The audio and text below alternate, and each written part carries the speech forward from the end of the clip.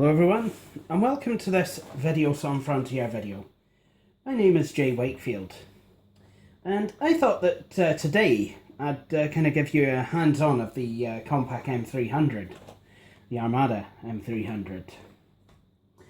Now, what exactly is the Compaq Armada M300, and how does it differ from other models? Well, this particular machine comes with a Pentium 3 processor clocked at 600 megahertz, has 128 megs of RAM. Mine did have an 8 gig hard drive in it, but I replaced it with a 10 gig, not much more, but hopefully should be enough. And well, here's this machine's party piece. It's a subcompact. And basically what that means is it's a lot smaller and a lot thinner than a lot of machines at the time. Makes it ideal for travelling. You know, and that's absolutely fine. It's basically just like a larger netbook. If it was around today, it would be probably known as an ultrabook. So, you know, that's absolutely fine. There's no drives on this machine at all. All it is literally just a laptop. It does have some of its own inputs and outputs and what have you. Why don't we take a tour of the machine, okay? Okay, so on the left side we have an Ethernet jack, power,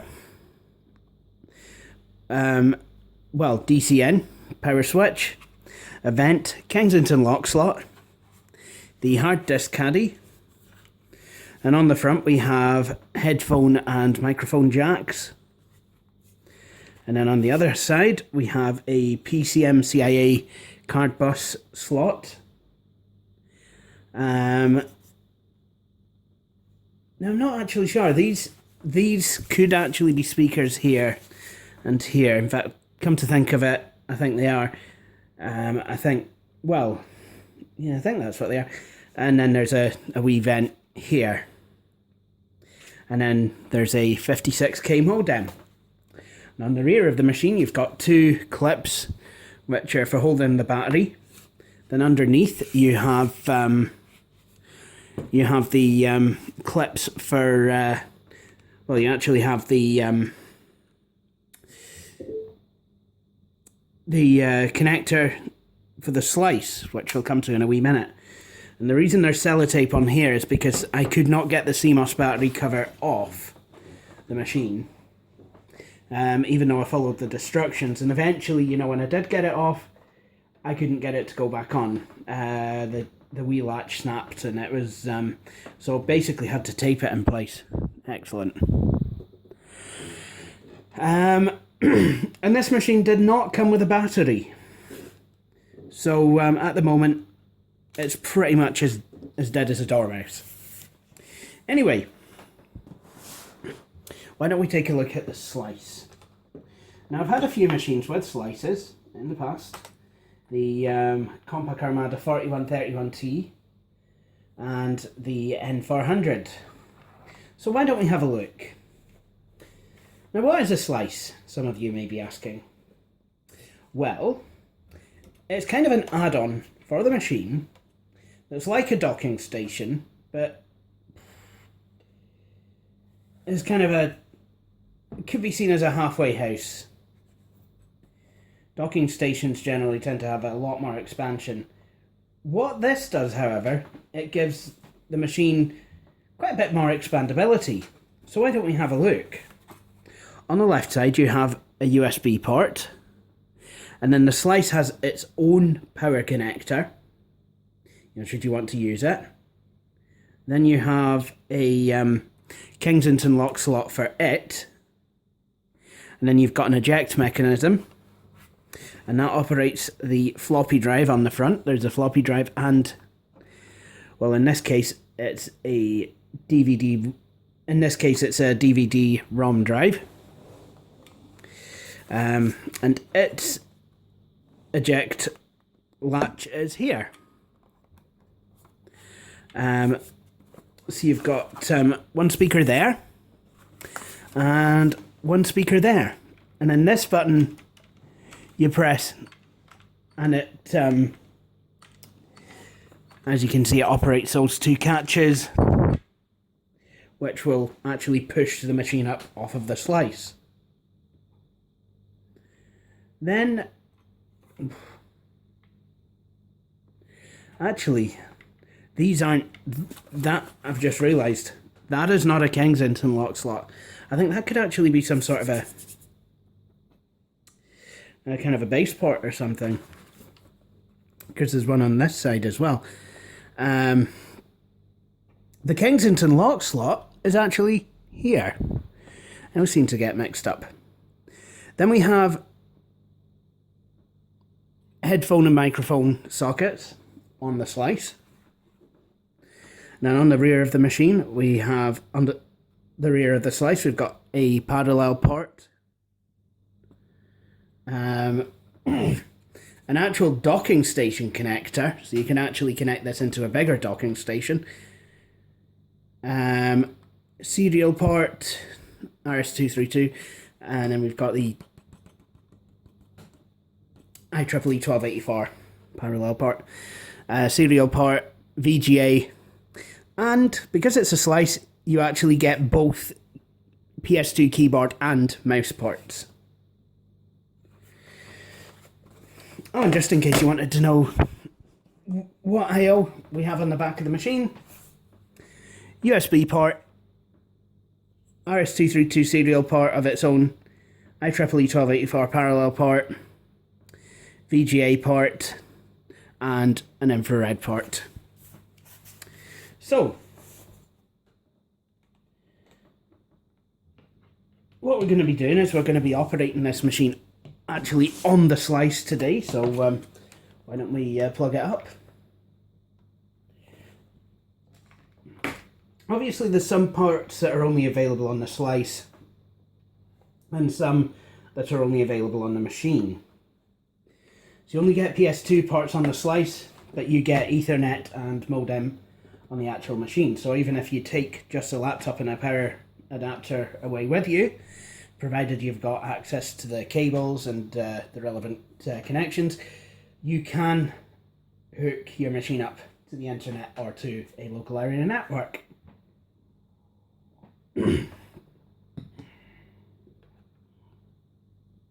Excellent. So, the slice is set up. So what I'm going to do, I'll plug the Ethernet cable into this machine, and because this machine does not have a main battery, nor does it have a working backup battery after all that bother with trying to get into the CMOS battery slot, it will switch itself on auto-magically. Whoops. That's basically how you install it into the slice. You press it down.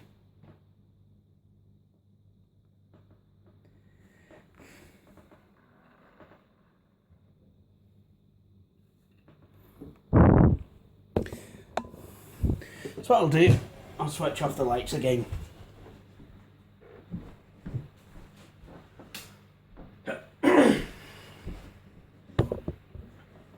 That way we're actually in with a crying chance of being able to see the machine. And as you can see, since the last video I did of this machine, I have reinstalled Windows 98. In fact, I had Windows 2000. I thought it was an 80 gig drive that was in there, but I miscounted the numbers and turns out it was only an 8 gig. I did think 80 gig. I did think it would be a bit odd me putting an 80 gig drive in this thing. And apparently I have a pair of Apple headphones. Isn't that just brilliant?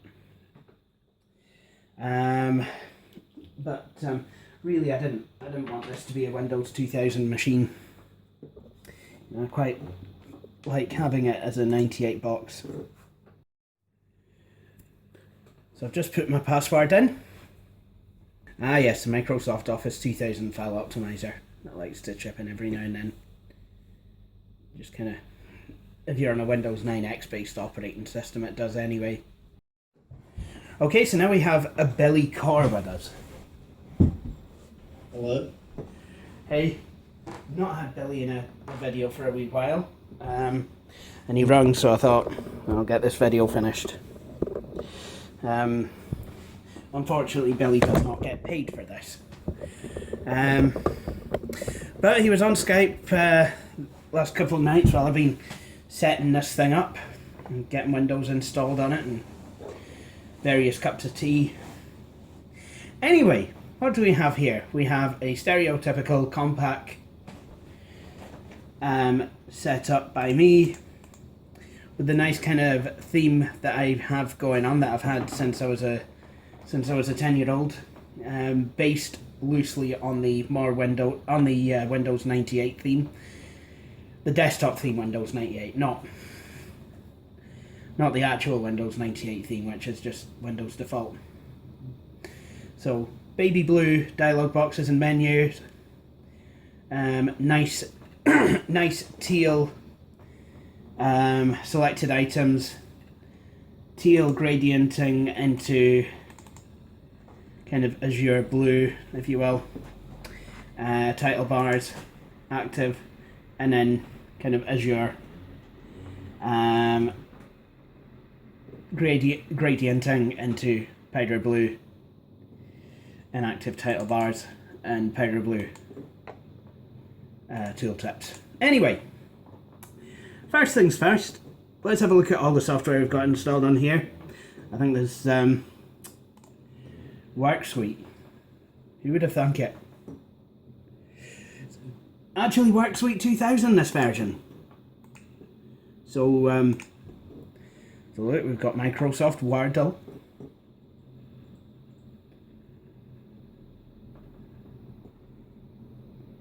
And the weather really has kind of changed now. Certainly in Aberdeen, it's been quite cold and wet the last week or so. And I went out to the shop to get some milk and sugar because tea, and you know, and it was fine when I was going up there, but on the way back it was raining.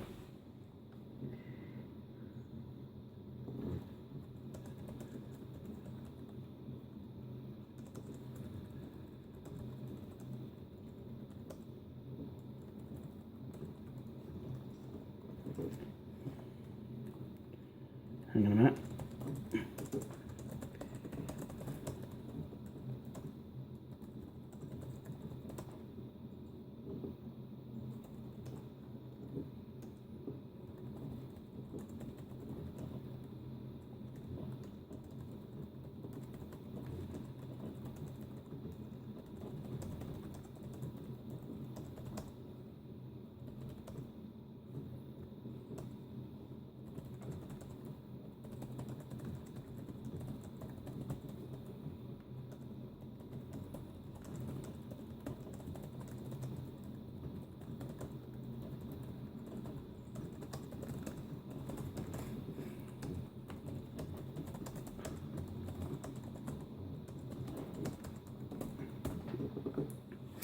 Okay, so if you can't read what this message in Microsoft Word says, what I've put is it's the autumn.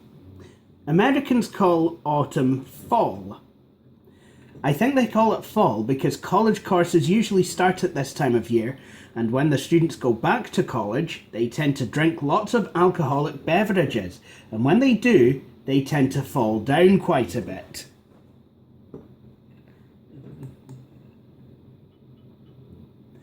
And how do I know this, ladies and gentlemen? I went to university. And my first year there, I drank a lot of alcoholic beverages. And I fell down quite a bit. Actually, not that much, but... yeah. And at this point, I feel the need to tell everyone watching this video that, you know, enjoying alcoholic beverages isn't necessarily a bad thing, but please, drink responsibly. Let's have a look at Encarta.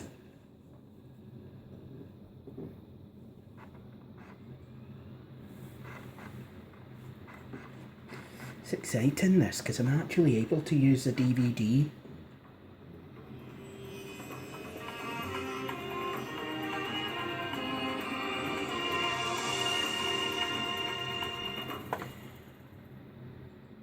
Okay, that's the same music from Encarta 2001.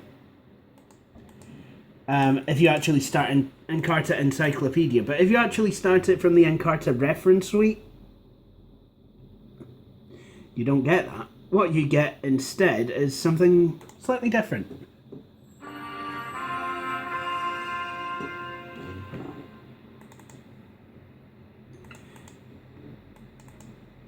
Anyway, why don't we find out about Scotland? Okay, so we found out about Scotland. So why don't we get some multimedia going? There we go, we've got a map. Plants and animals. Oh, we've even got some sound.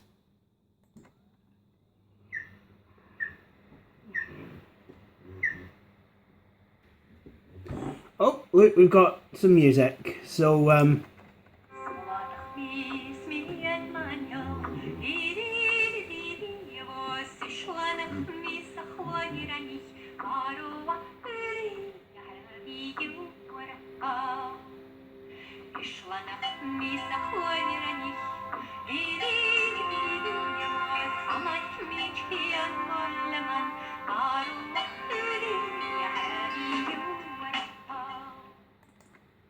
excellent. So yeah, I mean, Encarta 2000 is basically just that, Encarta. You know, it's a winning formula, if I'm honest. It is absolutely fantastic. You know, and I do still miss it. I mean, yeah, we have the internet now. Oh, look, the Forth Bridge. We have the internet now, you know. The Saltire. This is our nation's flag. St. Andrew's Cross. A white St. Andrew's Cross on a blue background.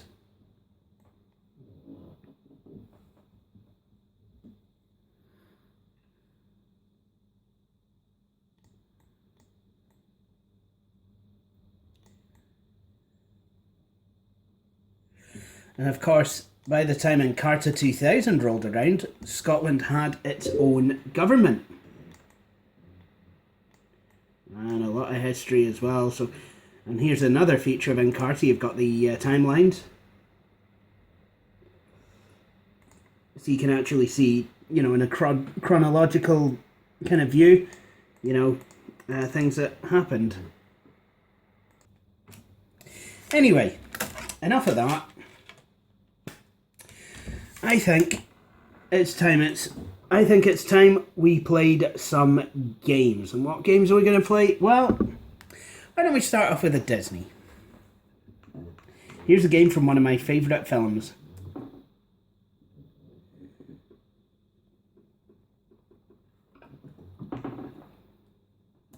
I really don't know how I'd go about saving a game in here.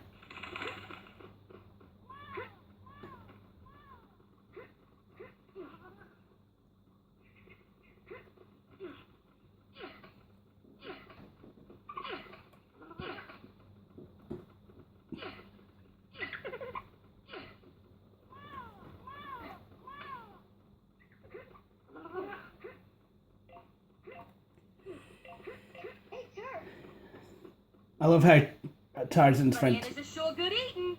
If you're losing health, find some bananas for energy. Ah, that's better. Time to eat some yellow bananas, like.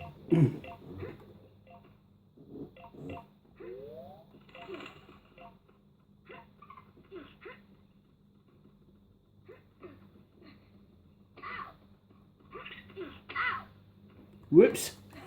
Right, you. And this is what you get for being a total, Oh, and those blue birds are vicious.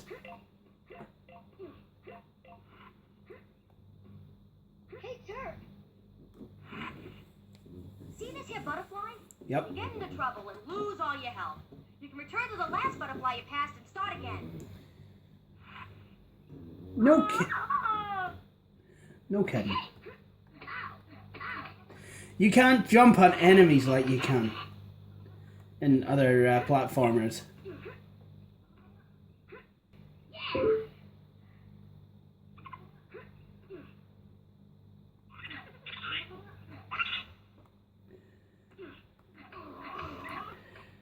Always a good idea to explore these levels, I think.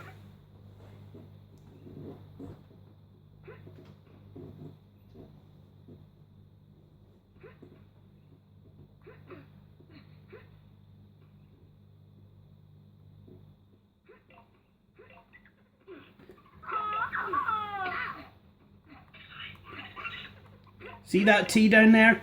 I'm gonna get it.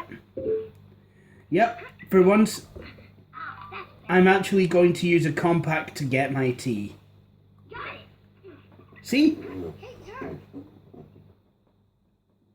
T is for Turk, but this game is really about you. So find a T-A-R-Z-A and an N and get a bonus item. I still think Tarzan's a weird name. Jane, stay with Tarzan.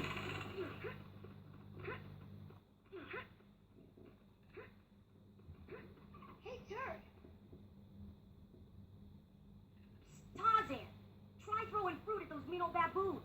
Pop 'em good, and they are history.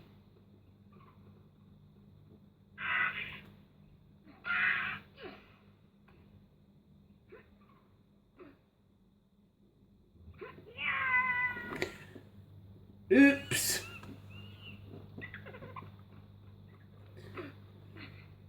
Oh, that's better.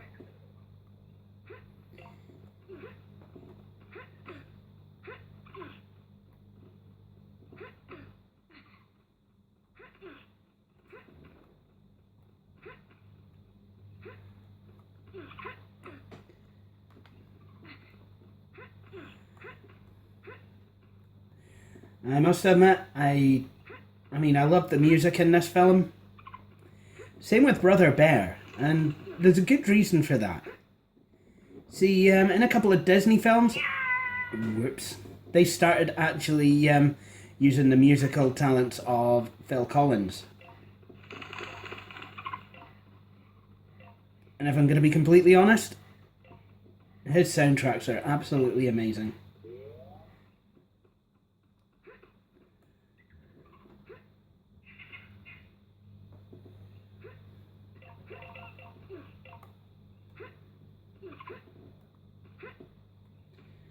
I really don't.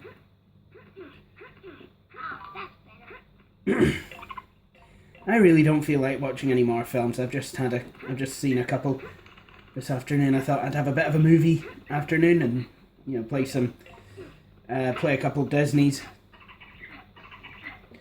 But I think the next one I might watch might actually be Tarzan, because I mean it always has been one of my favourite films.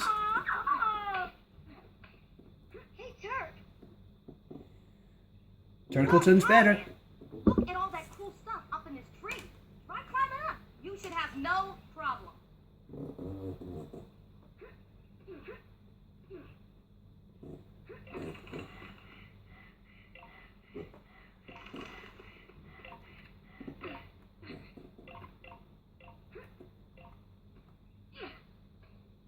Got it.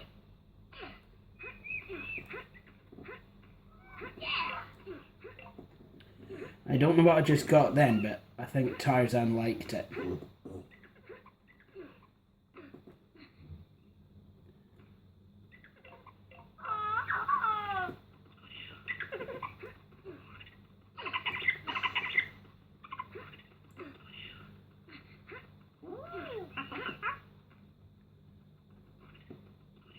Could go back for the Turk tip. Hey, Turk. Tarzan. Hey, This Tack. thing here is a sketch. There are 4 of them hidden in each level. If you find all 4, you gotta go explore a hidden bonus level. Ah, brilliant.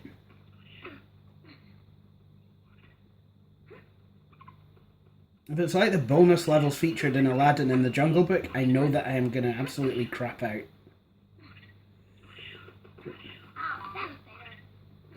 Now let's go get some yellow bananas, like.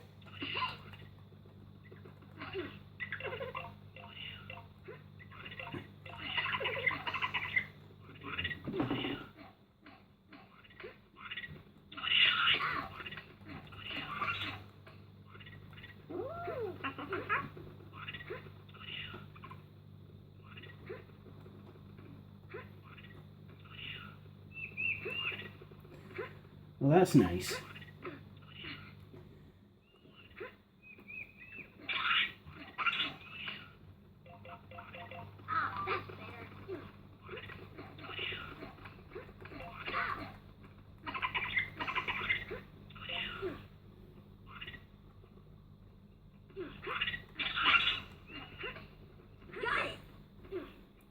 Got a Z.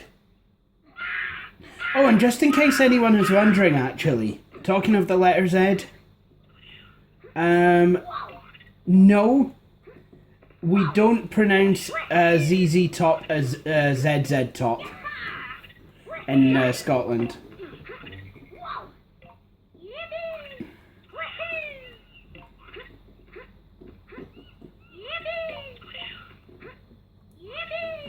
Show me the money! Show me the money! Right, you. That's what you get for being an absolute ball bag. I've actually managed to spell his name this time around. Something that I couldn't do before. And right, you. There you go. Quit hanging around. So what's the monkey do? Is it absolutely hee-haw? Rakens! Getting rakens!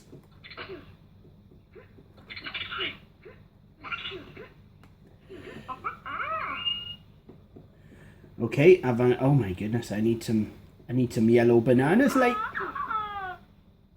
Okay, I managed to get all the.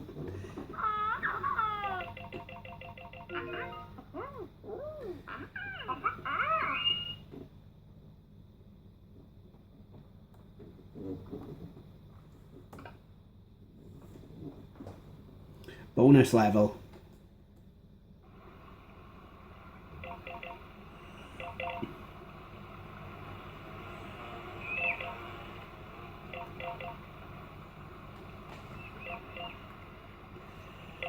Oh, look, it's a money stream.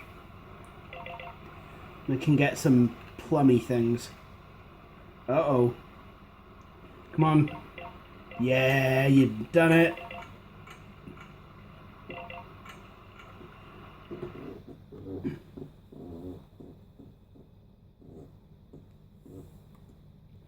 Cool.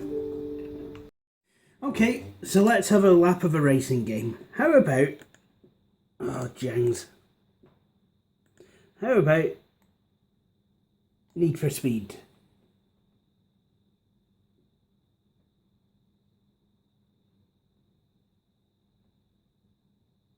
There we go.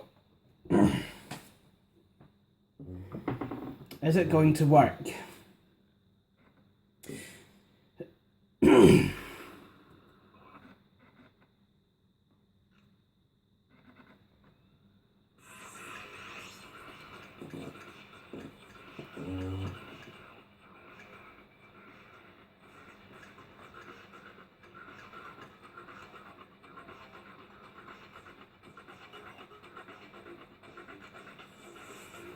So let's so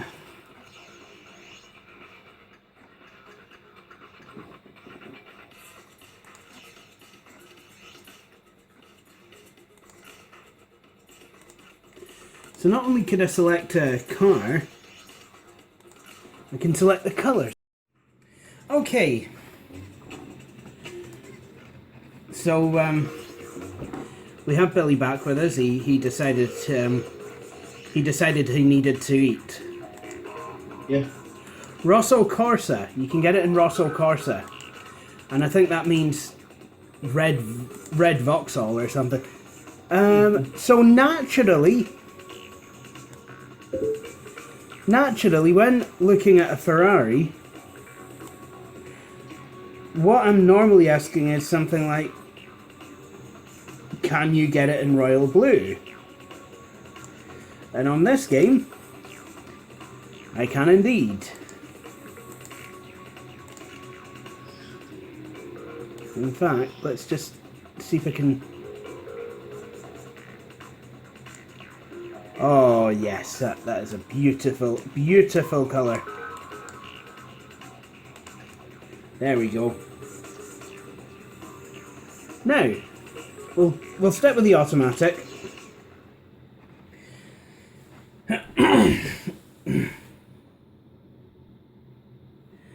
And so I think we're going to be driving a Ferrari for a couple of laps around a Mediterranean track. Look at these graphics. These 3, 2, 1, go! I think these graphics are slightly better than those of Need for Speed 2. I know I've played this game on this channel before, but I mean, it's... my memory is very poor.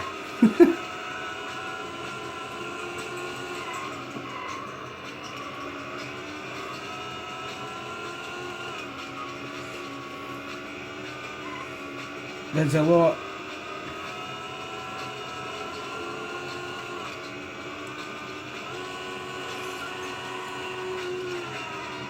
Well, that's a wee bit embarrassing. I wouldn't want to have to call the breakdown guys for that. Here, I seem to be stuck in a shed. My beautiful bright blue Ferrari 355 convertible is stuck between some wood poles. Now I've got all the catching up to do. Unfortunately, I don't think this Ferrari's going to be too blue by the end of this race.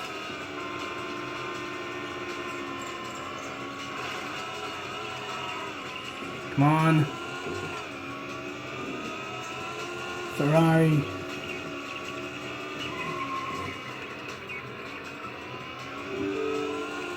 Come on, Blue Beauty. Come on.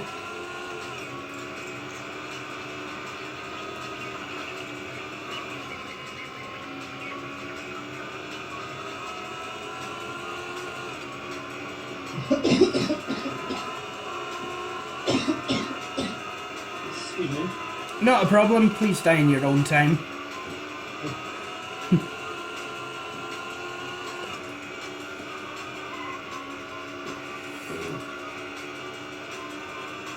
I don't have the time to be dealing with American insurances.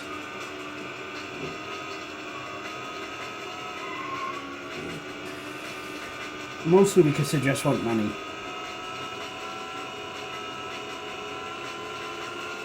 It's the final lap. I think that's a good thing. Whoa! I was doing so well until I decided to park on the embankment.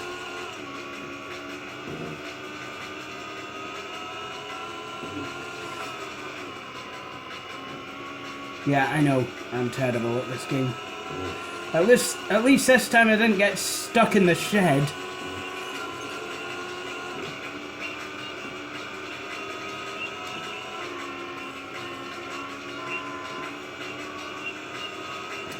Goodbye, Corvette. Goodbye, Lambert bastard.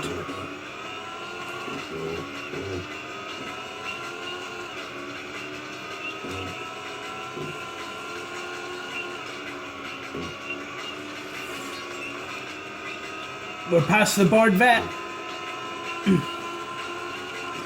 Now I just need to catch up to the Lambert bastard. Oh, James.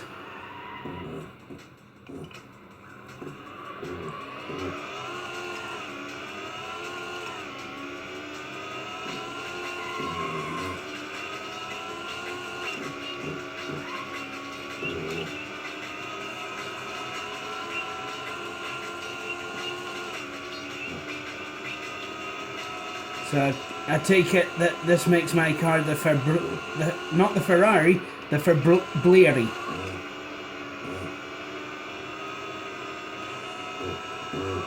But can the Fabrblieri beat the Lamber bastard?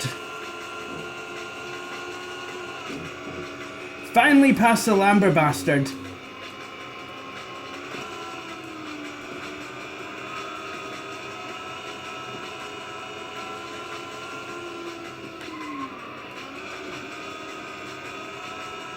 Best lap, you placed 6th. That was my best? Oh well. So. Yeah, okay. Yes, I completely understand. I completely failed. Anyway, I think that'll do it for this video. What do I think of this machine? Firstly, I think the design for the CMOS battery latch is poor. I also would have liked it to have had a battery so I could really make use of its portableness. And a problem that I find specifically is, well, the very thing that I really like about it is the very thing that I hate about it. It's tiny. Now, if it had an 800 by 600 display on it, I could have actually better used it. But it's got an XGA display, so I find it really difficult to see. But that's not a problem with Compaq, that's just a problem with my vision. But you know, it is a very nice machine. I genuinely love it. You know, and really glad I got it. I would like to find a main battery for this, so I can actually take it off the slice once in a while. In fact, I can. I mean, I could just plug the power into the power cord on the side, but, I mean, really, what's the point in being tethered to a plug socket, you know, without my drives? Really makes no sense. But this has been a video of the Compaq Armada M300. I hope you've enjoyed it. If you have, please feel free to subscribe to my channel. If you like my videos, please feel free both to subscribe to my channel, to like videos on Frontier on Facebook, and finally, please feel free to follow me personally on Twitter. The URLs for all three will be coming up. Thank you for watching my video in the meantime, and I hope you'll all join me for my next one. Cheery bye.